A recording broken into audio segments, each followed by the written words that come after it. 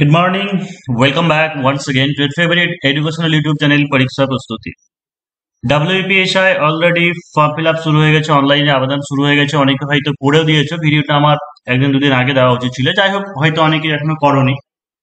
তো আজকে যেটা আলোচনা করব সেটা হচ্ছে সবার অনেকের টেনশন হচ্ছে, সেটা হচ্ছে এবি ইউবি প্রেফারেন্সটা নিয়ে, যে বোতে অ্যাপ্লাই করবে নাকি ইউবি এবি কোনটা প্রেফারেন্স দেবে, বা সেই সঙ্গে কিছু মেজারমেন্টের ব্যাপার নিয়ে অনেকের মধ্যে ডাউট আছে।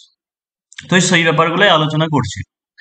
তো প্রথমত যে কোশ্চেনটা সবাই করে থাকে যে হাইট আমার 167 সেমের একটু কম হবে, সেই ক্ষেত্রে হবে কিনা। মানে 167 কেন বলছি, তার কারণটা হচ্ছে মেজারমেন্টে তো সবাই জানো যে যারা মেল ক্যান্ডিডেট গোর্খা গাড়োয়ালি এইদের বাদ দিয়ে হচ্ছে 167 হাইট লাগছে, 79 হচ্ছে চেস্ট লাগছে, আর 56 হচ্ছে ওয়েট লাগছে।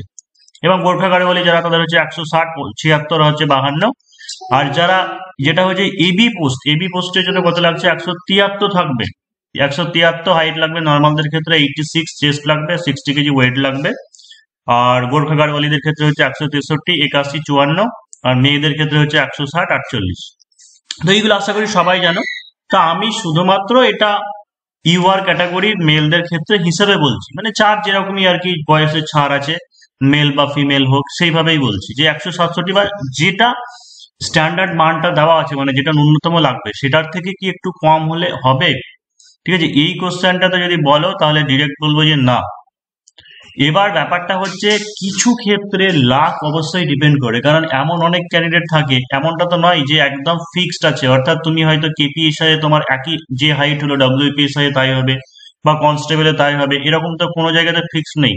অর্থাৎ কমা বাড়া কিন্তু হয় অনেক জায়গায়। সেটা হতে পারে যারা মেজারমেন্ট করছে সেই মেজারমেন্টের উপরে, বা হচ্ছে যে মেশিন দ্বারা করা হচ্ছে সেই মেশিনের এরর থাকতে পারে।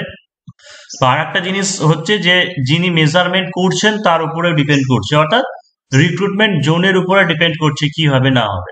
তো এইটুকু জেনে রাখো যে যতক্ষণ না পর্যন্ত সেন্সারে তোমার মাপ হচ্ছে যে ন্যূনতম 167 বা 160, যাদের যেটাই আছে, সেটা যতক্ষণ না পর্যন্ত হচ্ছে ততক্ষণ পর্যন্ত কিন্তু হাইট হবে না। সে যদি এক চুলও যদি কম হয় তবুও কিন্তু হবে না, এইটুকু জেনে রাখো। এবার হচ্ছে ওজন কত লাগবে। ওজন তো এই তো যেটা লেখা আছে, মেলদের ক্ষেত্রে কত লাগছে, নর্মাল ক্যান্ডিডেট মেলদের ক্ষেত্রে হচ্ছে 56 কেজি লাগছে, তারপরে হচ্ছে গোর্খা গাড়ওয়ালিদের ক্ষেত্রে 52 কেজি। অর্থাৎ ন্যূনতম ওজন যেটা দেওয়া আছে সেটাই, মানে হচ্ছে 56 কেজি ন্যূনতম যারা জেনারেল ক্যান্ডিডেট তাদের ক্ষেত্রে, মানে 167 সেমি হাইট ন্যূনতম থাকলেই হবে, আর 56 কেজি ওয়েট থাকলেই হবে। এবার ব্যাপারটা হচ্ছে যে ওজন কতটা কম গণ্য করা হতে পারে। মানে কথাতে দেখা গেল যে হয়তো 56 কেজি কারো হচ্ছে না, হয়তো 55+ এরকম হচ্ছে, তাহলে কি হবে, হবে না।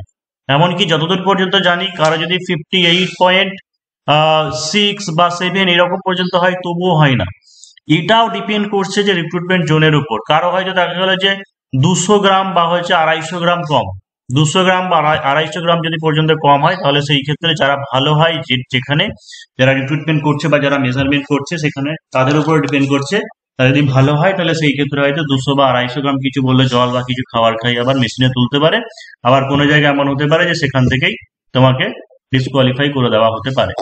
তাই সবাই আগে দেখে নাও যে হাইটের যে ব্যাপারটা, হাইটে তো কারো কিছু করার নেই, কিন্তু ওয়েটটা হয়তো 3-4 মাসের মধ্যে কিছুটা গেইন করা যায়। হয়তো খুব জোর হলে 500 থেকে 1 কেজি পর্যন্ত গেইন করা যাবে আমার মতে বলছে। এর থেকে বেশি করা যায় কি করা যায় না সেটা আমি বলতে পারছি না, তবে ওয়েটটা কিছুটা তোমার উপরে নিজের হাতে আছে, ওয়েটের ব্যাপারটা। 4 নম্বর কোশ্চেন যেটা, সেটা হচ্ছে হাইট ওয়েট রেশিও কি দরকার নাকি ন্যূনতম ওজন থাকলেই হবে। ঠিক আছে, এই রেশিওটা ডব্লিউপিএসআই বা ডব্লিউপি কনস্টেবল বা কেপিএসআই কেপি কনস্টেবলের ক্ষেত্রে এই রেশিওর ব্যাপারটা লাগে না। মানে 167 হাইট লাগছে ন্যূনতম, আর হচ্ছে 56 কেজি তোমার ওয়েট লাগছে। এবার কথাতেই ধরে নিলাম যে কারো হাইট হয়তো দেখা গেল যে 173 সেমি, ঠিক আছে, 173 সেমি, তাহলে হয়তো তার ওয়েট দেখা গেল যে 56 কেজি, তাহলে অবশ্যই 56 কেজি হলেই হবে, অসুবিধা নেই। ঠিক আছে, 56 কেজিতেই হয়ে যাবে। এই যে রেশিও, মানে এই 167-তে 56 লাগছে, তাহলে সেই রেশিওতে 173-তে হয়তো বেশি লাগবে, এরকমটা নয়। অর্থাৎ ন্যূনতম হাইট ন্যূনতম ওয়েট থাকলেই হবে। হ্যাঁ, কিন্তু যদি কেউ এবার 173 তোমার হাইট আছে, তুমি এবির জন্য অ্যাপ্লিকেবল, এবি নিচ্ছ, তখন কিন্তু মানে 60 কেজি তোমার ন্যূনতম ওয়েট আছে, এটার ক্ষেত্রে আবার ধরা হবে। এটার ক্ষেত্রে কিন্তু তোমার 173 হাইট আছে, কিন্তু ওয়েট দেখা গেল যে 56 কেজি আছে কি 57 কেজি আছে, তাহলে কিন্তু তুমি আবার এবি পাবে না, তখন কিন্তু ইউবি পাবে শুধু। এটা চলে গেল। এবার আছে চেস্টের ব্যাপারটা, ঠিক আছে, যে চেস্ট কম হলে কি ক্ষতি আছে। এই চেস্টের ব্যাপারটা ওই ওয়েটের মতোই ডিপেন্ড করছে, ঠিক আছে। তবে যতদূর জানি যে যেহেতু কনস্টেবলের তুলনায় এসআই এর ক্ষেত্রে, কনস্টেবল তুলনায় এসআই এর ক্ষেত্রে এবং ইউবিদের ক্ষেত্রে চেস্ট একটু হয়তো লুজ করা হয় আমার মনে হয়, বাস্তব অভিজ্ঞতায় দেখেছি বা হয়েছে।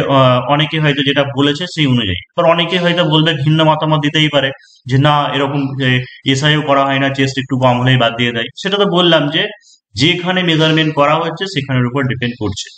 তবে আমার যতটুকু মনে হচ্ছে যে কিছুটা 1 সেমি 2 সেমি পর্যন্ত ছেড়ে দিতে পারে কোনো কোনো সময়, কিন্তু এবিদের ক্ষেত্রে মেজারমেন্টটা কিন্তু বেশ কড়াকড়ি, এবিদের ক্ষেত্রে কোনো মতেই কনসিডার করা হবে না বলে জানি।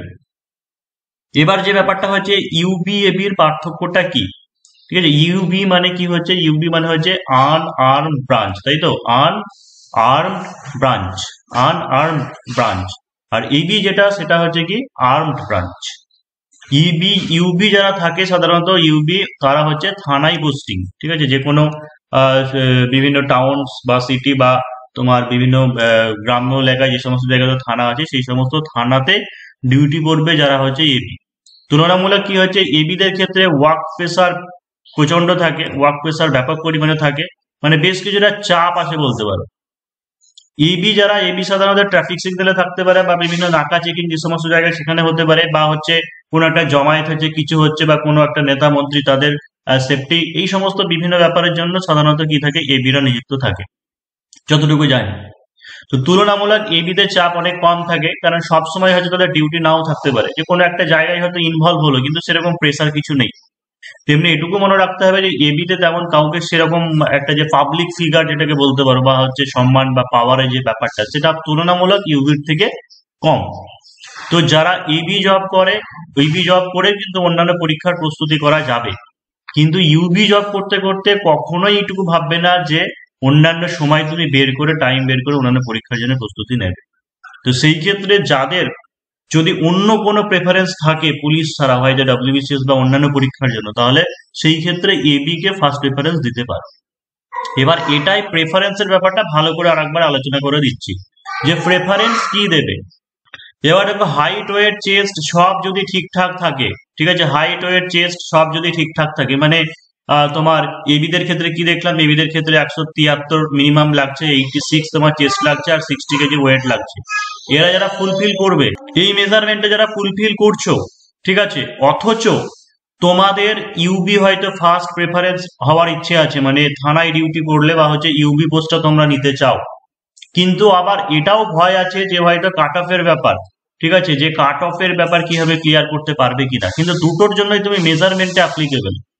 তাহলে যে কোনো হয়তো দেখা গেলো যে ইউবি পেলে না, কিন্তু হয়তো এবি পেলে, তো এবিতেই সন্তুষ্ট থাকবে। তাহলে সেই ক্ষেত্রে দুটোতেই অ্যাপ্লাই করে দাও, মানে তুমি দুটোর জন্য অ্যাপ্লাই করছো, এবং ইউবি কে কি করবে, ফার্স্ট প্রেফারেন্স দেবে, আর এবি কে কি করবে, এবি কে সেকেন্ড প্রেফারেন্স দেবে।